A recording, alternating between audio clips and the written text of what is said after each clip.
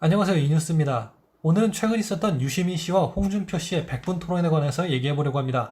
물론 얘기한다고 해놓고 죄다 까는 영상일 거예요. 그래도 일단 한번 뭘 까려는지 한번 보시죠. 그래, 조국 가족이 도덕적으로 좀 비난받을 수 있는 소지가 있는 일을 했다 치자.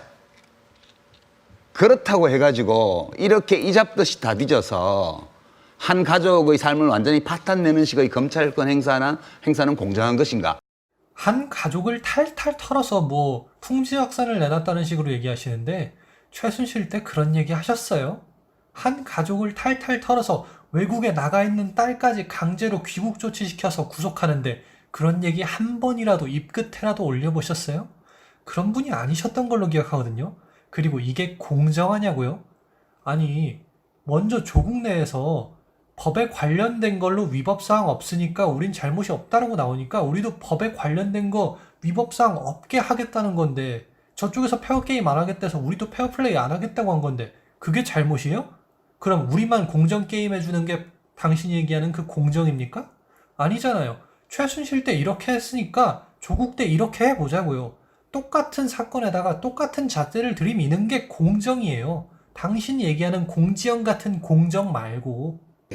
동생 같은 경우에 한번 봅시다. 그게 아프다는 사람이 병원에서 담배 피고 있는데.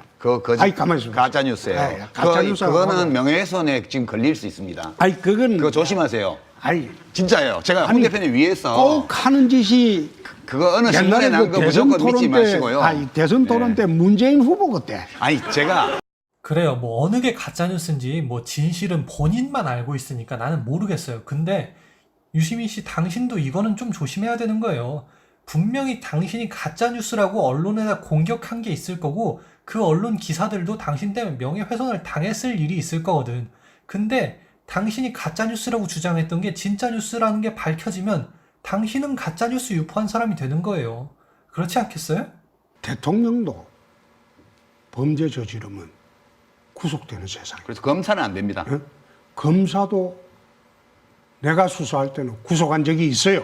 그때도 다 봐줬죠. 무슨 대표님이 검사하실 때가 호랑이 담배 피던 시절인데 그때 인권이 있었어요. 뭐가 있었어요? 그때 그럼 내가 검찰 내부 수사한 걸 반인권으로 수사했다고 봅니까? 저기 통 대표님 검사하시던 시절에요. 저는 영장도 없이 체포돼가지고, 예? 영장도 없이 체포돼서. 긴급 체포됐겠지. 긴급 체포가 그때는 있습니까? 검사가 사인하면 48시간 동안 긴급 체포장을 그러니까 이제 할 그런 수 것도 있어요. 없었고요. 그냥 형사들이 잡아다가 그냥 조사실에 처박아놓고 아니지. 검사 지휘받아서 다 조사했어요. 그러니까 검사가 지휘하는 거는 긴급 체포장을 발급합니다. 문제는 그때는. 대한민국 검사들이 지금까지 법 지키면서 한 적이 별로 없다는 거예요. 문제는.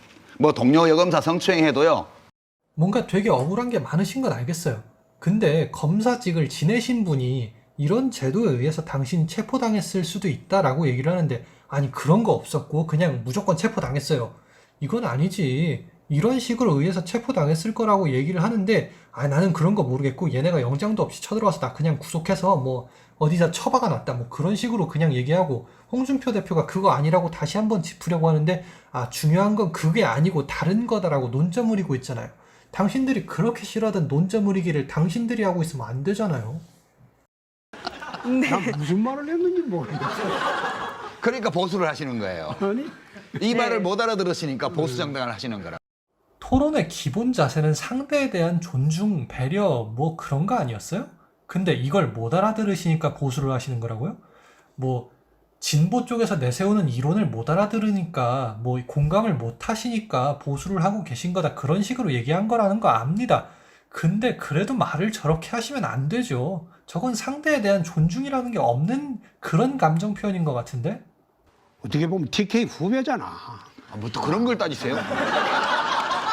지금 나이로 뭐 좀 눌러보겠다 그런 혹시 나이도 그렇고 사회 경력도 그렇고 내가 경력이 제가 어땠어요? 장관도 못 해보셔놓고.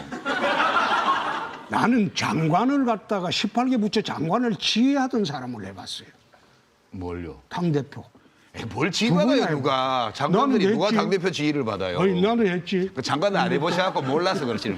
장관도 안 해보신 분이? 이거는 좀 그렇지 않나? 개인적으로는 이런 식으로 비꼬면서 남을 좀 비하하는 그런 식으로 들릴 수 있는 대사는 토론에서 하면 안 된다고 생각을 하거든요. 그럼 뭐 때문에 이렇게 장기 추세로 성장률이 떨어지는가에 대해서는 또 여러 가지 원인 분석이 나와 있거든요. 그러니까 지금 국제 경제가 어려운 건 사실이죠. 미중 뭐 무역 분쟁도 있고 한일 관계도 악화되어 있고 하기 때문에 이제 그 얘기를 하면 그러면 또 세계 경제 탓하냐 이러신단 말이에요. 그러니까 홍 대표님이 대통령의 발언을 그 취지대로 읽으시는 게 아니고 그냥 대통령 탓을 하려고 읽으시는 거예요. 문 정권 들어와서 북한에다 계속 퍼주고 미사일 쳐맞고 이번엔 일본하고 틀어지고 그래가지고 지금 경제 실업률이 가속화되고 있다는 거는 인정하셔야죠. 그리고 홍준표 대표가 뭐 여기에 대해서 대통령의 말을 왜곡해서 들었다는 식으로 얘기를 하시는데 이거 유시민 씨 당신이 한 얘기로 그대로 당신 목소리로 반박해 볼게요. 진정성이라는 표현을 쓰셨는데 제가 제일 안 좋아하는 표현이에요. 왜냐하면 우리는 타인의 진정성을 알 수 없거든요. 그렇잖아요. 어떤 사람이 무슨 말을 하거나 행동할 때 그 사람이 진정 어떤 생각을 하고 그걸 하는지 어떻게 알아요? 우리가 타인을 평가할 수 있는 것은 그 사람의 행동을 보고만 알 수 있는 거예요. 그리고 그거에 대해서 비평하면 됩니다.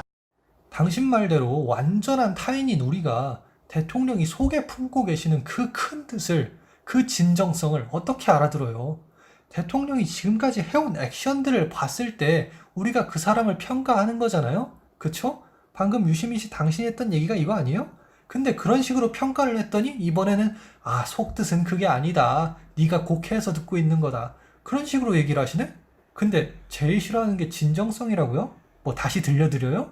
이건 아니잖아. 내 저희가 이야기는 대표님 저희가 왜 시간이 옛날에는 없어서요. 그럼 공실이 없었냐 이 말. 그러니까 지금도 임대료가 옛날 수준으로 내려오면 공실이 없어집니다. 홍준표 대표가 한 말을 유시민이 못 알아들은 거라고 생각을 해요. 왜 공실이 늘어나냐고. 왜 취업률이 계속 떨어지고 있고 왜 물가가 올라가고 누가 최저임금을 자꾸 올리고 있냐고요. 최저임금 올랐다고 좋아하는 대학생이나 아르바이트 하는 애들은 좀 생각을 바꿔야 돼요. 최저임금이 오르면 당장에 네 입에 들어가는 건 좋겠죠. 근데 최저임금이 오르면 3명 뽑을 알바를 2명 뽑아야 되고 그중에 1명은 실업자가 되는 거예요. 그게 당신들이 될 수도 있으니까 정신 좀 차리라고. 그래서 공실률이 왜 이렇게 올랐냐고요. 민주당에서 물가 다 띄워놓은 거 건물주들도 감당을 하려면 월세 올려야 될 거 아니야. 그러면 공실률이 늘어나는 거잖아요. 문정부에서 그냥 온갖 포퓰리즘 다 펼쳐놓은 거 감당은 국민들이 하고 있는 거라고. 근데 물가가 옛날로 돌아가면은 뭐 다시 공실률이 없어질 거다? 무슨 거지 같은 소리예요 이게. 유시민 씨 당신 생각으로는 그냥 건물주들이 단체로 미쳐가지고 횡포 벌이고 있다고 생각을 하시는 거예요? 그냥 갑자기 뭐 문정부에 반기 들어가지고 그냥 건물주들끼리 뭐 알지도 못하는 사이에 다 같이 모여가지고 갑자기 월세 막 빵 띄워버리고 그런 거 같아요? 그럼 그 사람들만 제압하면 뭐 월세가 원래대로 돌아가요? 아니라고. 이게 점차적으로 순차적으로 연쇄적인 반응이 일어난 거지 그냥 갑자기 그 사람들끼리 핑거스냅 딱 해가지고 자기들끼리 모여가지고 월세 빵 띄운 게 아니라고요. 어쩌다가 지식인이라고 이름 날리던 사람이 저렇게 궤변만 늘어놓는 사람이 됐는지 모르겠어요. 어쩌면 저 사람이 변한 게 아니라 저 사람은 원래대로였는데 계몽된 깨우친 사람들이 점점 늘어난 거일 수도 있다고 생각을 해요. 오히려 그 부분이 우리한테도 좋겠죠. 유시민 궤변도 있지만 홍준표 대표님도 이번 토론에서는 하지 말아야 될 일을 너무 많이 하셨어요. 왜 자꾸 남의 말 끊고 자기 말만 하세요. 그러니까 사람들이 홍준표 쟤 꼰대다 뭐 그런 소리 하는 거잖아요. 논쟁하러 가신 거, 말싸움하러 가신 거, 검사로서 누구 구속하러 가신 거 아니면 자기 의견만 펼칠 게 아니라 토론장에 나가셨으면 토론을 하셔야 돼요. 내 의견은 이거니까 내 말이 끝날 때까지 너는 들어올 수 없다가 아니라 내 의견은 이거야 하는데 옆에서 반박이 들어온다. 그럼 그 얘기도 수용할 줄 알아야 되는 자리라는 게 토론 자리잖아요. 근데 이번 대표님께서 말하시는 그 자세는 조금 아쉬운 부분이 참 많아요. 유시민이 다음 대선 안 나올 거냐고 물어봤을 때 홍준표 대표님 시원하게 아니라고 말씀 못 하신 거 보면 아직 생각이 있으신 분 같아요. 아직 대권에 좀 욕심이 있으신 것 같이 보여요. 저는 그렇게 생각을 하는데 대권에 욕심이 있으시다면은 좀 화법을 바꾸실 필요가 있지 않을까 싶어요. 저도 홍준표 대표님 아시는 거 많으시고 정의로우신 분인 거 알겠는데 그래도 화법이 너무 공격적이에요. 우리나라가 미국 트럼프처럼 그냥 외교로 다 찍어 누를 수 있고 경제로 다 찍어 누를 수 있고 그런 갑의 입장이 아니잖아요. 우린 수출 국가라서 우리 밑에 제3세계들하고 거래할 거 아니면은 우리가 항상 비즈니스적으로 들어가야 하는 경우가 많은데 그런 공격적인 어투만 하시는 걸로서는 아무리 맞는 말을 해도 상대방이 좀 납득을 하기 쉽지는 않을 거라고 생각해요. 상대방이 느끼기에 저 사람이 나를 본인과 동등한 인간으로 존중해주고 있구나라는 기분이 들 수 있는 화법을 좀 구사하시게 된다면 다음 대권 노려볼 수도 있다고 생각합니다. 그런데 저번 대선처럼 그렇게 문재인 물어뜯고 그런 식으로 공격적인 어투로만 나가신다면 대부분의 지지율을 얻기는 조금 힘들지 않을까 조심스럽게 예상을 해봐요. 홍준표 대표님께서도 조금 더 남을 존중하시는 화법을 써서 대한민국을 조금 더 올바른 길로 나갈 수 있게 인도해 주시는 정치인이 되셨으면 좋겠습니다.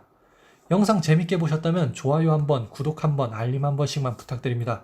그리고 이제 구독자가 간신히 40명 조금 넘은 것 같은데 대부분이 김제동 까는 영상만 보고 들어오신 분들 같아서 조금 아쉬운 게 있어요. 제가 다른 영상들도 많이 준비하고 있는데 이거 영상 끝까지 보시는 분이 몇 분이나 되실지 모르지만 다른 영상들도 한 번씩 들러봐 주셨으면 감사하겠습니다. 감사합니다.